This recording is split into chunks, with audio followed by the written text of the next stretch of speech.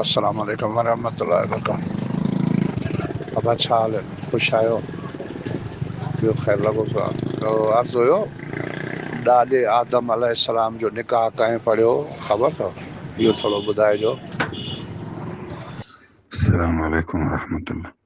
گرامی قدر, قرآن یا حدیث میں اس بارے میں کوئی وضاحت نظر نہیں آئی کہ حضرت آدم علیہ السلام کا نکاح کس نے پڑھایا.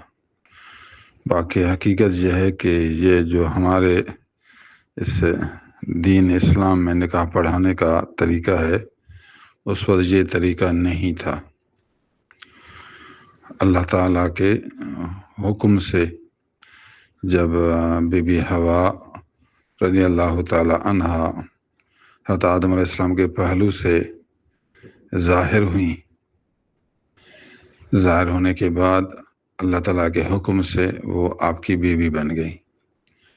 پھر مہر کا مسئلہ جو بعض روایتوں میں ہے, حضرت جبریل علیہ السلام آئے, اس نے بتایا یہ اس کا مہر ہے.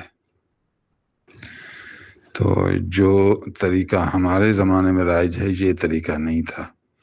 باقی حضرت جبریل علیہ السلام بیچ میں اس نظام کو بنانے کے لیے سبب ضرور بنے. حکم خدا کا سبب جبریل علیہ السلام, طریقہ موجودہ طریقہ نہیں تھا.